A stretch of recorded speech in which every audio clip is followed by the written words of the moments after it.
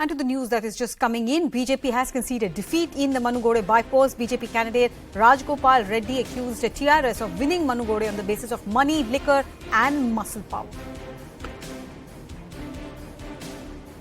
ఎమ్మెల్యేలు కౌరవ సైన్యం అధికార యంత్రాంగం మొత్తం మునుగోడు నియోజకవర్గంలో పోలీసులు అధికారులు వాళ్ళకు అనుకూలమైన వ్యక్తుల్ని నామినేషన్ వేయక ముందుకే మొత్తం పోస్టింగ్స్ ఇచ్చేసిండు.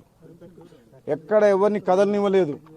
మొత్తం ప్రలోభాలు పెట్టి బెదిరించి గట్టి పోటీ ఇచ్చినాం. మేము నిజంగా చెప్పాలంటే ఈ ఎన్నికల్లో నైతికంగా నేను గెలిచిన భారతీయ జనతా పార్టీ అభ్యర్థిగా మునుగోడు ప్రజలు ఏ రోజైతే వాళ్ళు 100 మంది ఎమ్మెల్యేలు పంపించారో ఆ రోజు నైతికంగా నేను విజయం సాధించిన. కానీ ఆ తర్వాత డబ్బు అధికారాన్ని అడ్డం పెట్టుకొని అడ్డదారిన ఈ ముఖ్యమంత్రి గెలిచినా అనుకుంటున్నారు. కానీ అది నెంబర్ గేమ్ అంతే. ఆ పేద ప్రజలకు.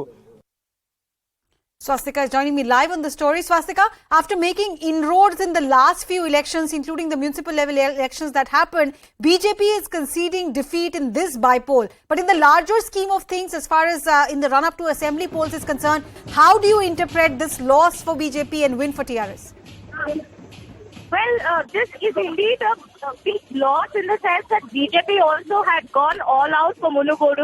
In fact, the fact that Rajgopal Reddy quit Congress and joined the separatist party, BJP was hoping to create a successive win after Dubaka and Huzurabad.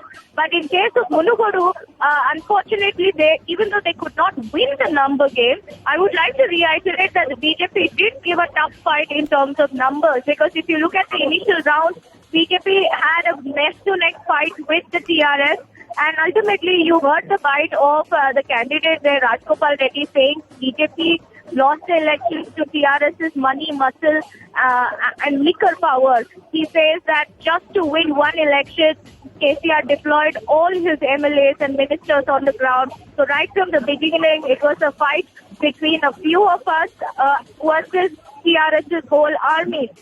The BJP's opinion is the fact that TRS went all out because of their pressure, goes on to say how KCR is actually facing the anti-incumbency challenge in the state of Telangana, and the fact that there's a lot of anger against him, whether it is regards to corruption politics or with regards to the local cadres on the ground. So multiple factors that are left for introspection. But for the Bharatiya Janata Party, they see it as a win-win situation mainly, because they have once again dislodged the Congress. The main story of Munugode is how Congress lost its deposits.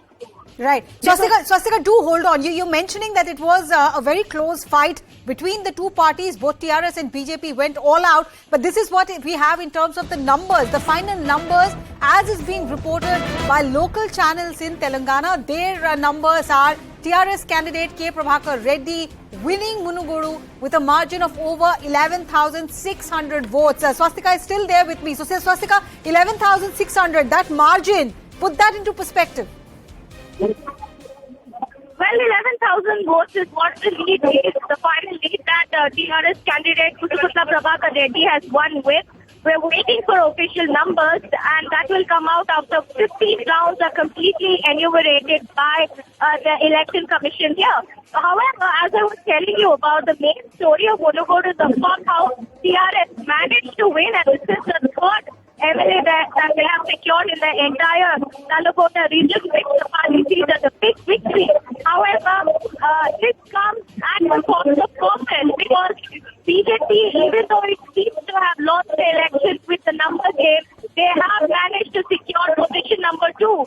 In the last elections of Munugode, it was TRS which was at position number 2 and Congress was at position number 1. But now BJP has successfully dislodged the Congress, and that, I think, is the biggest takeaway from the Munugode bypolls that took place.